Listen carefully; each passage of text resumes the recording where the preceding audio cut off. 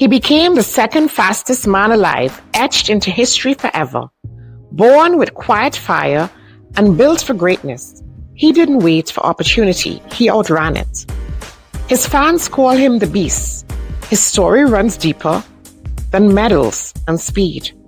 Olympic legend, mental warrior, man of unwavering faith. He's unapologetic about his love for God.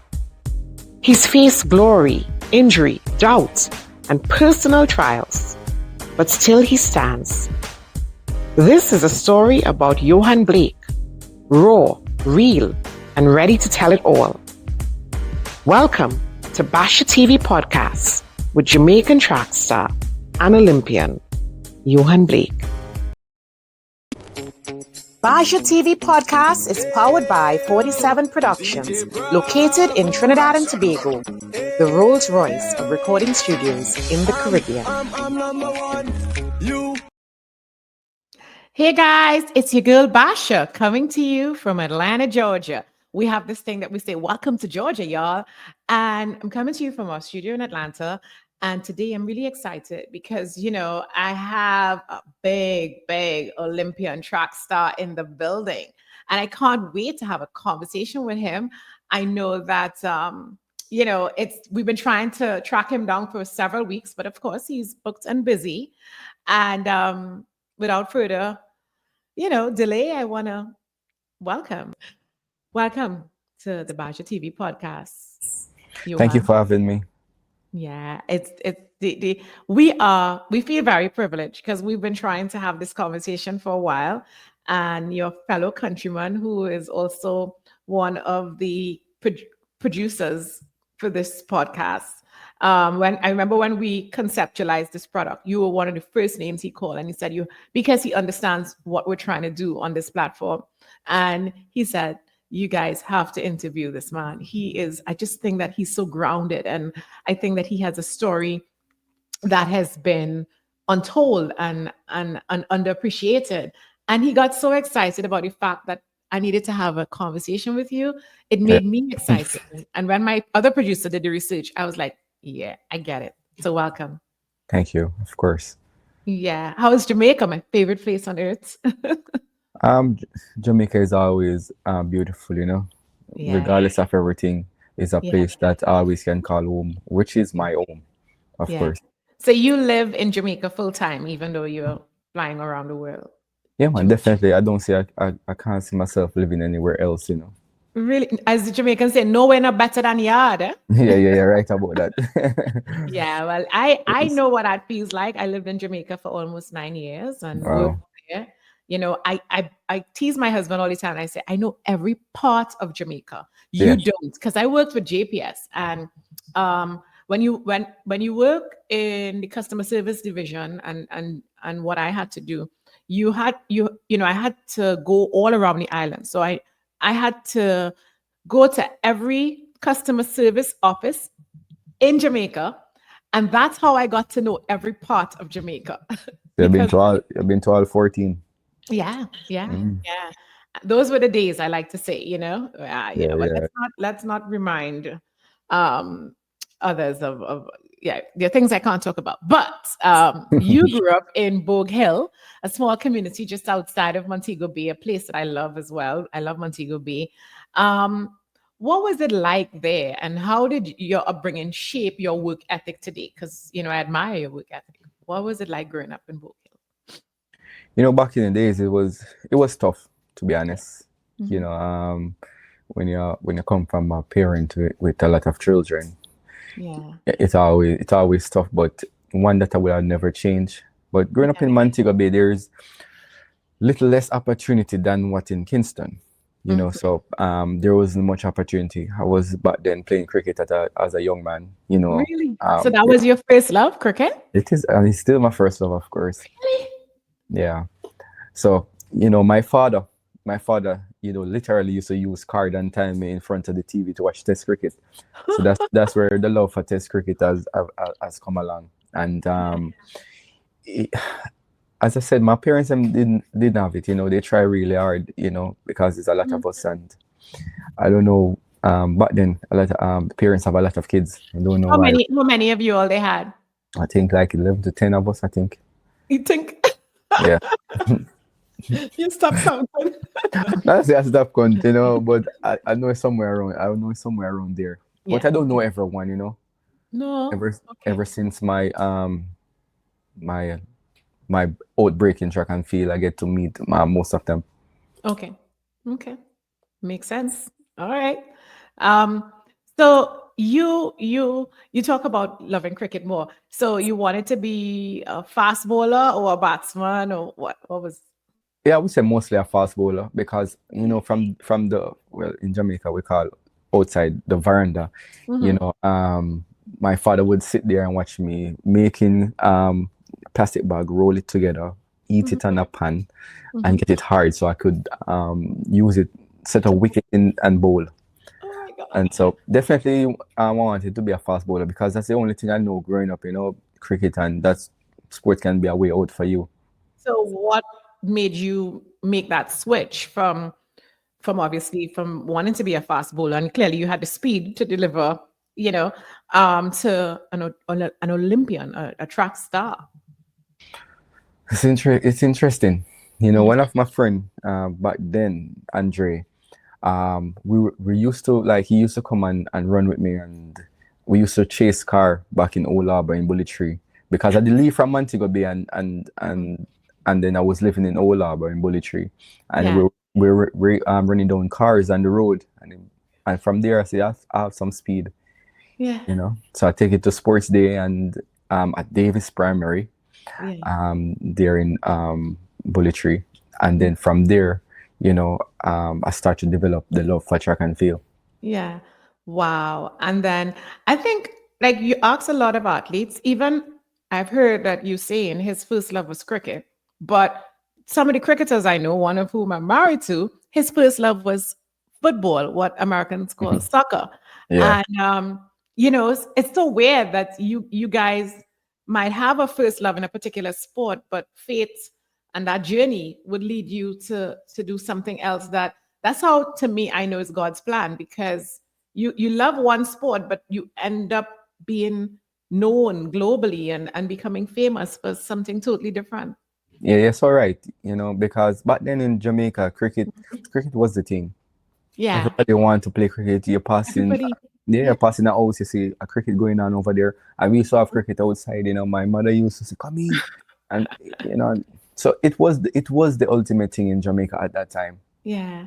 I guess either way our paths would connect, because I feel as though given the fact that you're a gifted athlete, you would have made it in cricket as well. I just believe that.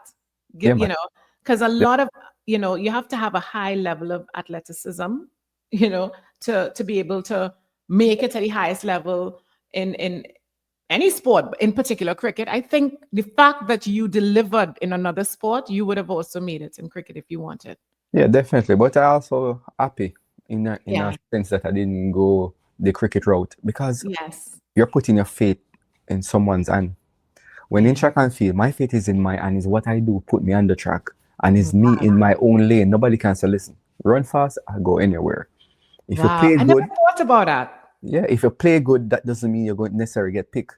It's very hard. You know the sports. You really know the sport of cricket. You really know it, Yohan. That's so true. And it's not only cricket. You talk about soccer. You talk about those team sports that you rely on someone to pick you. Doesn't necessarily you're good in their eyes, Track and field is not like that. It's not like that. You just run those numbers and they have to call. They can't turn you down. You in your own lane. You're responsible for you. Wow, I am stunned, because I never thought about that. I mean, obviously, I ran track at a very low level, which is high school, and I did it for sports day. You have your school sports day, and your girl used to run a mean 100-meter.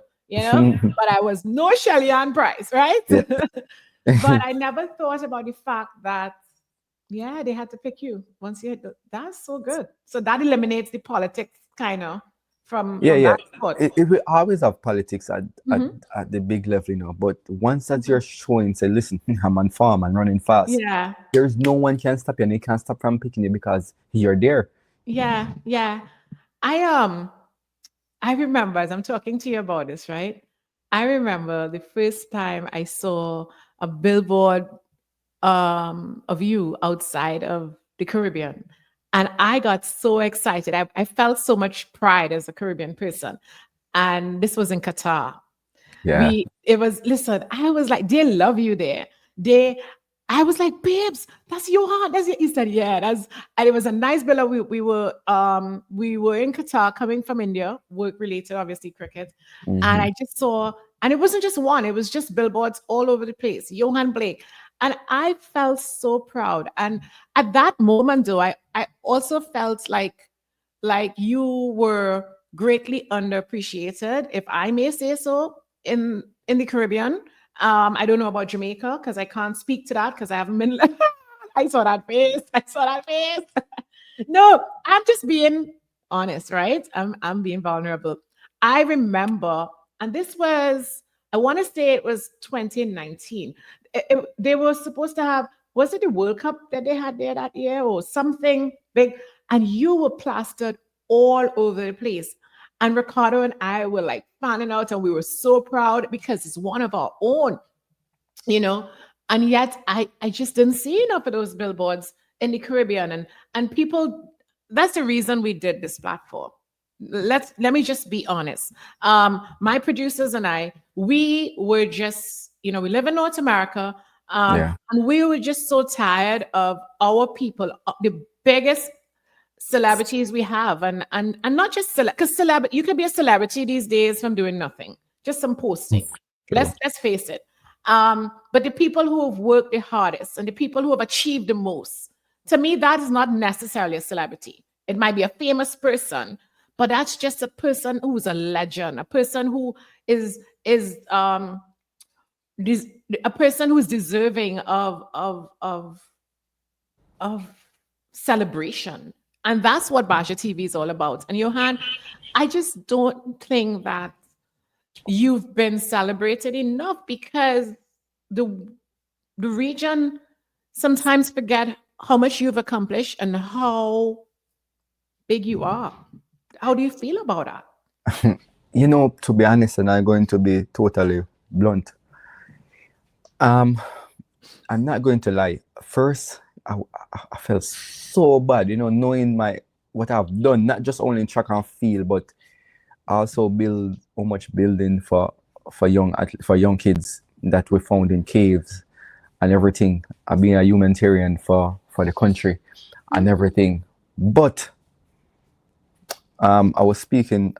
I went in prayer and I talked to God and God said, "Yohan, are you doing this for human love? Did I give you this gift for human, for you to praise and human, or for human to praise and you?" Yeah.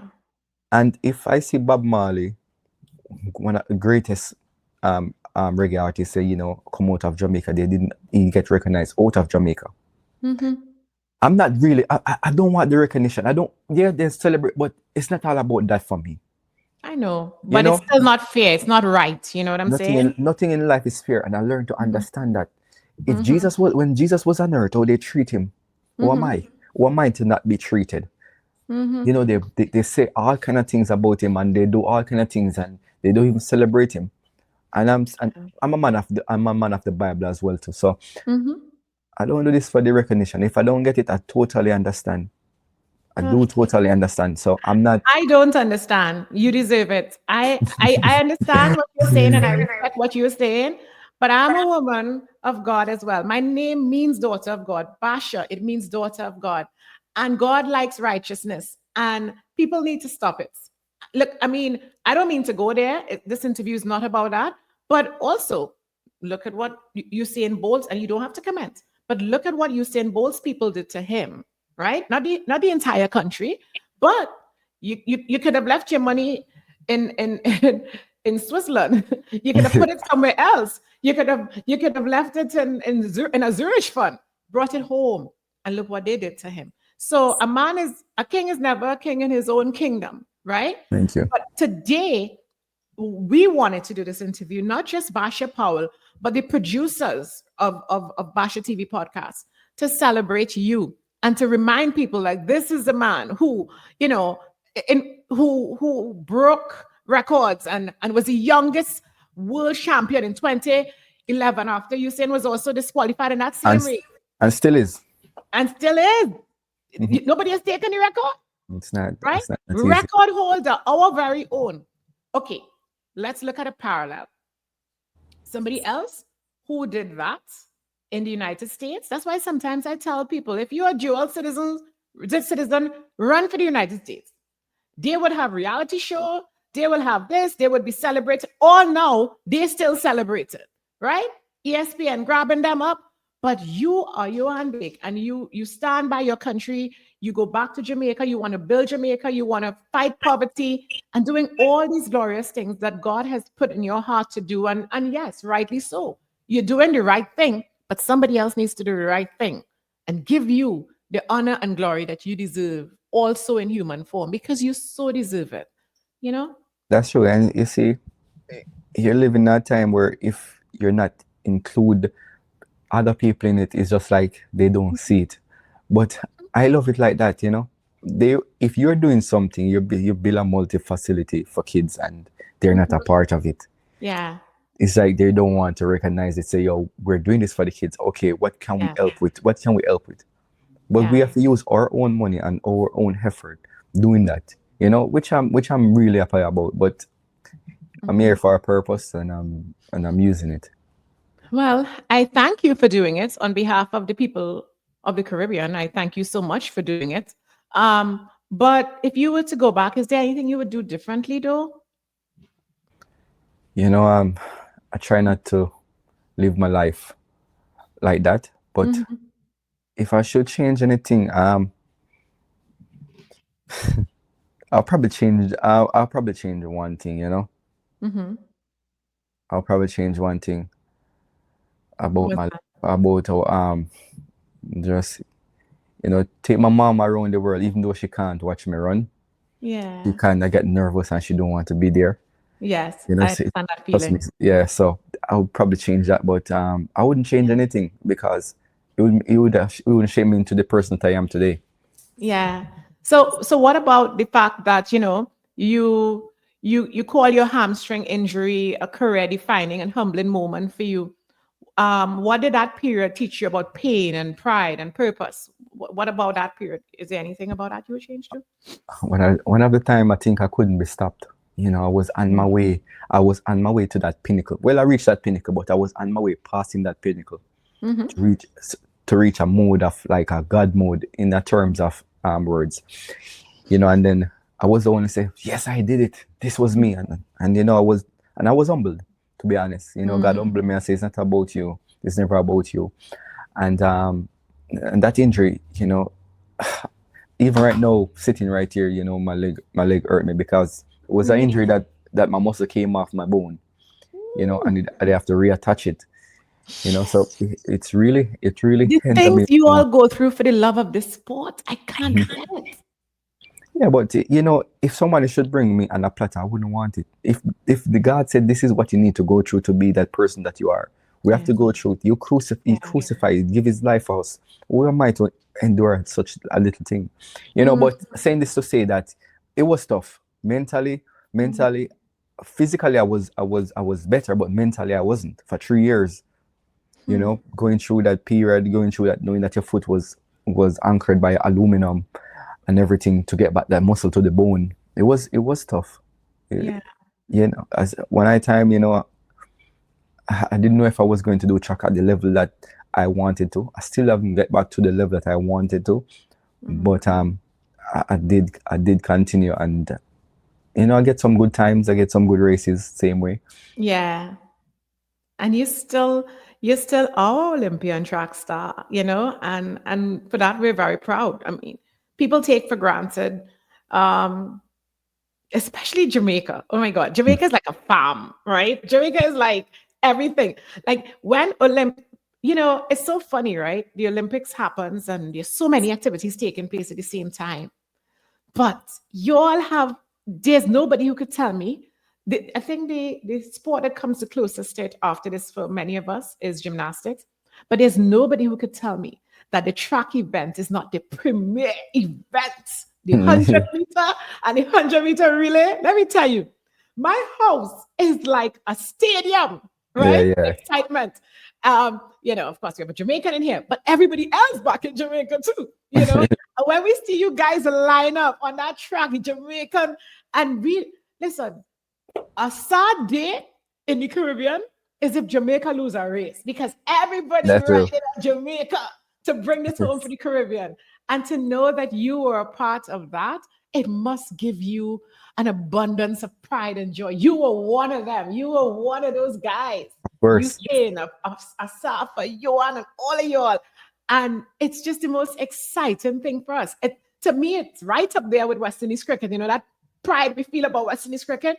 That's the pride we feel about our Jamaican track star athletes and Caribbean. Thank you. Man, I remember, in 2012, Jamaica played with a lot of crime and everything. And crime stopped for one. No, there was no crime for that day. But for the whole day. I and understand that was something, that was halfway tree full. Halfway tree full. Everybody busy watching, Yeah, and for that, you all deserve to be treated like, the kings that you are. Because that sense of pride for putting us all on the map like that. Thank you, Yohan. Thank you to you and all the other Olympians who've really done it for us, including some other Caribbean islands, of course. But it's a special thing, Talking about pride and pain, still on that topic, how did losing your dad, your father, affect you? Because you all were so close, and you talk about, how he put you on that path for a career in sports.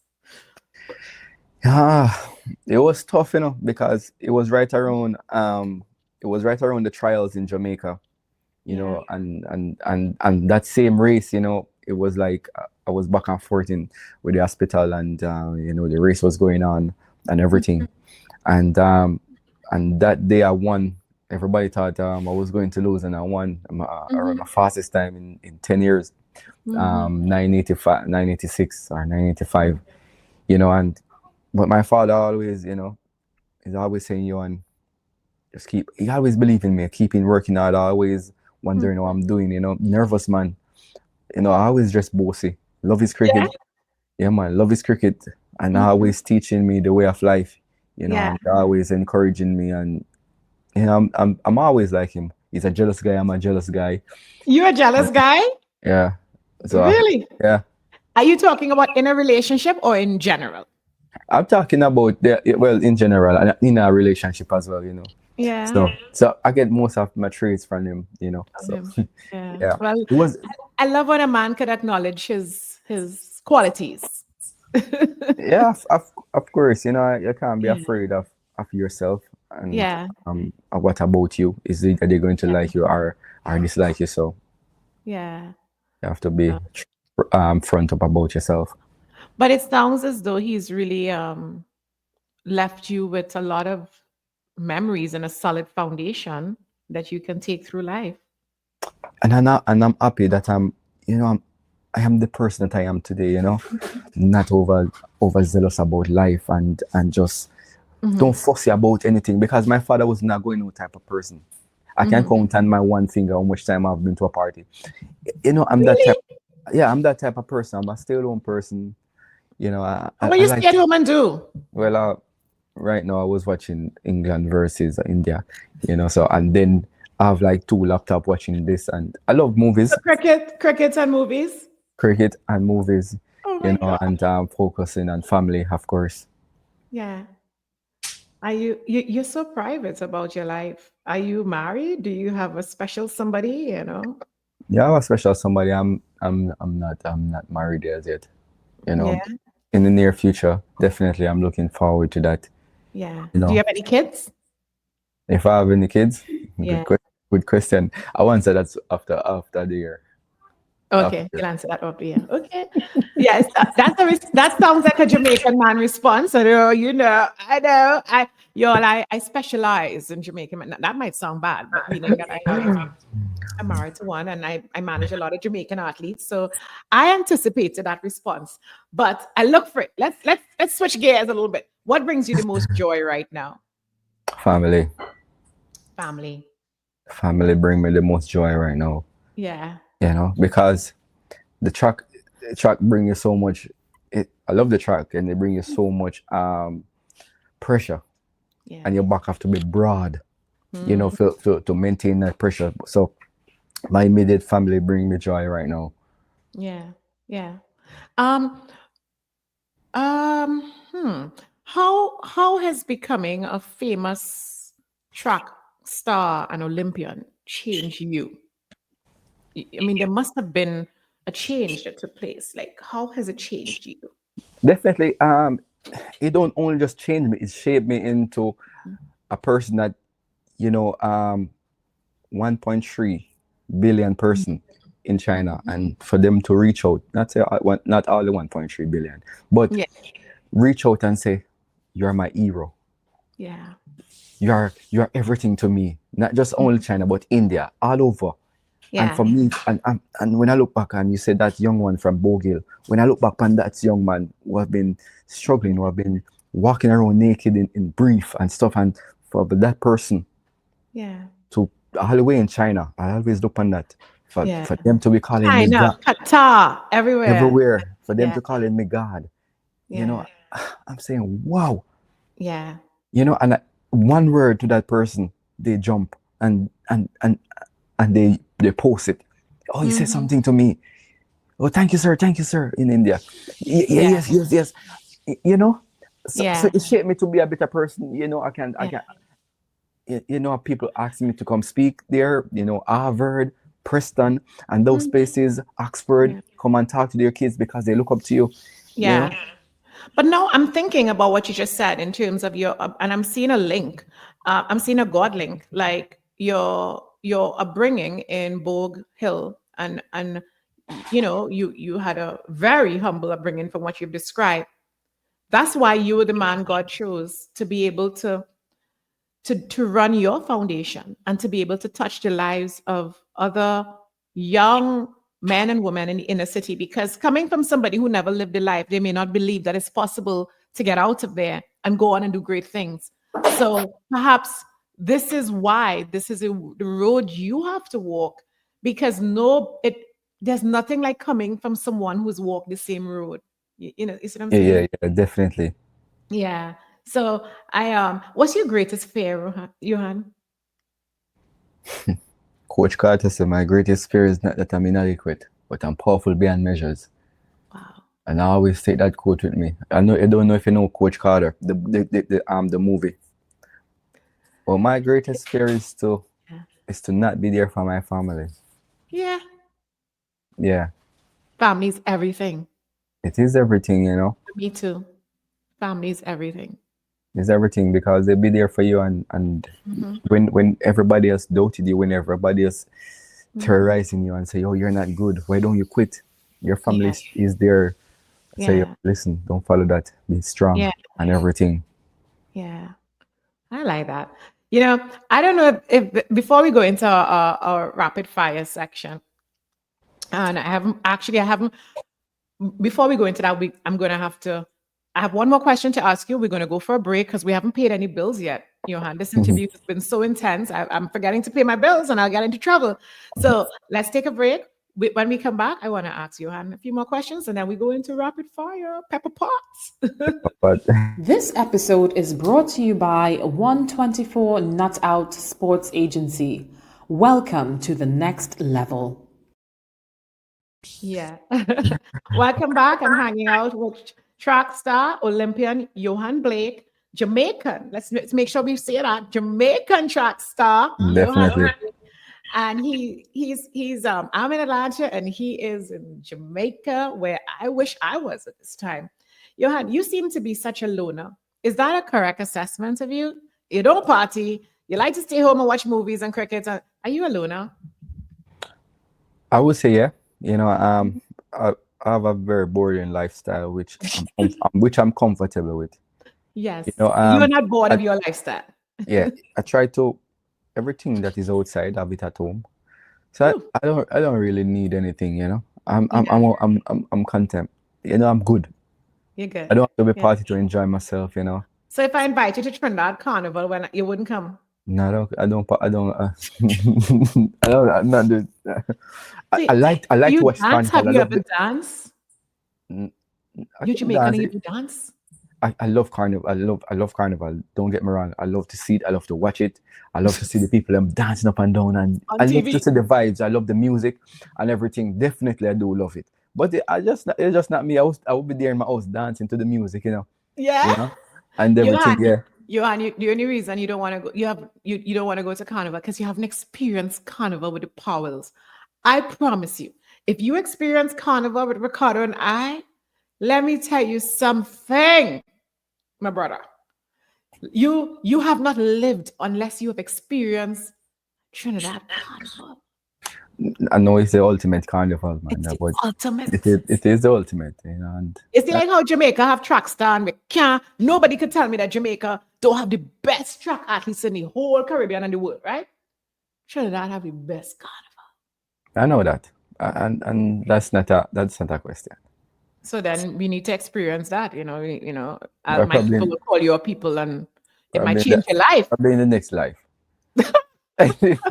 Well, I don't like large body of crowd, you know, but I love the carnival, no doubt. I love the carnival, you know, and I love the music. If the music play and you're dead, you have to move. Even the dead have to move. Even the dead have to move. Even the dead have to move, of course. You know. And that's so funny. Yeah. Yeah. No, we're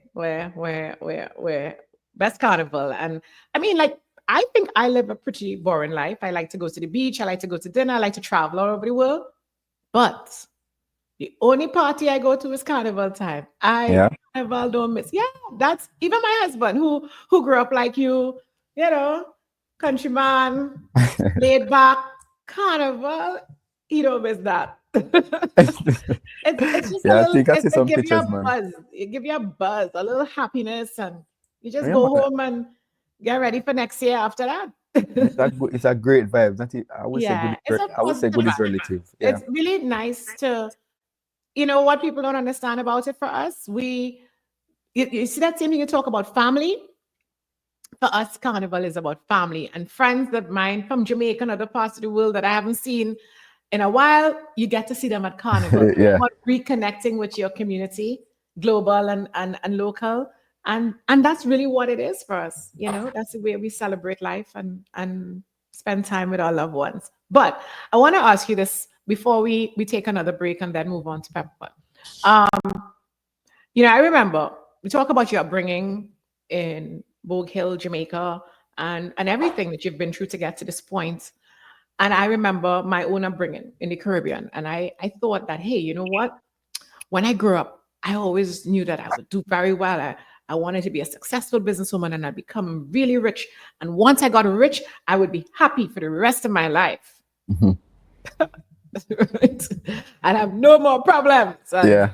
What were your thoughts? And did you also feel like when you were younger and you make it, and at the time you realize that, hey, you know what? I'm going to get out of here one day and give my mother this or give my father this and do this.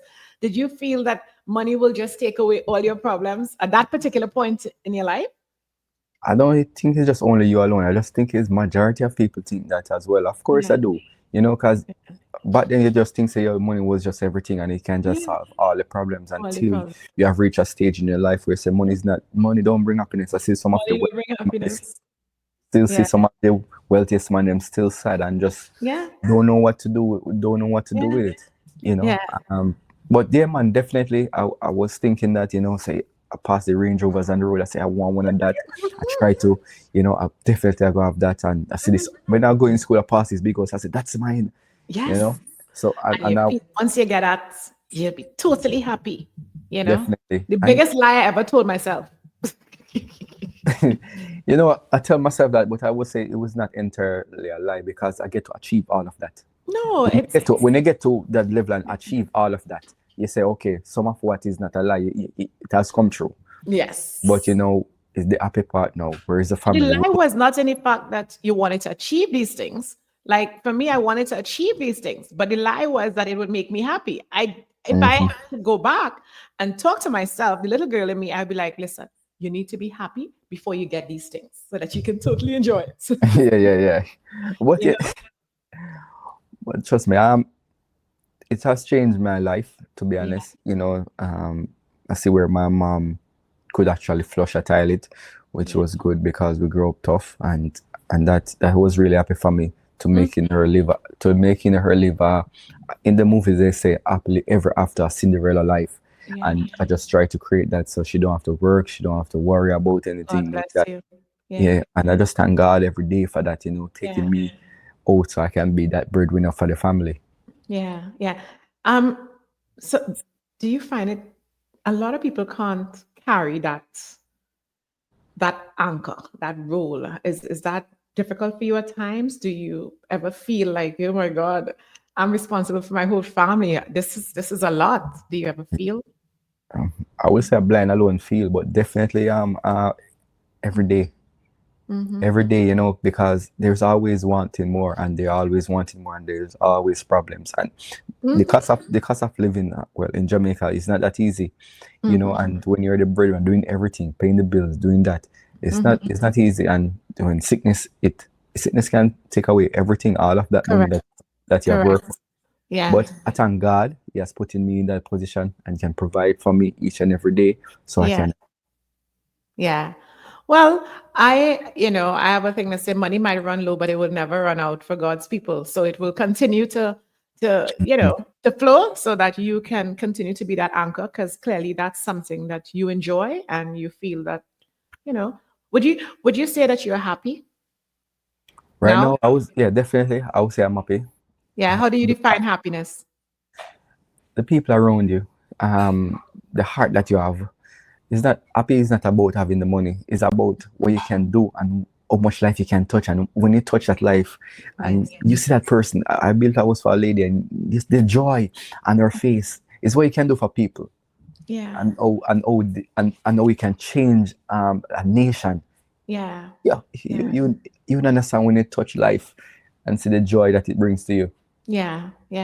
So I am sure you would welcome having donors help you to continue building these homes for people who don't have proper homes and so on, because that's a passion project of yours, of course. Yeah, man, definitely. I'll be like every year I try to build 10 homes. Yeah. And actually, I'm working right now. I'm putting my money together. I'm working towards building a next facility for my foundation. I don't know if you see my first facility that I've built also over how much kids. So that was in Mandeville. I'm doing one in Montego Bay and one in Pringles.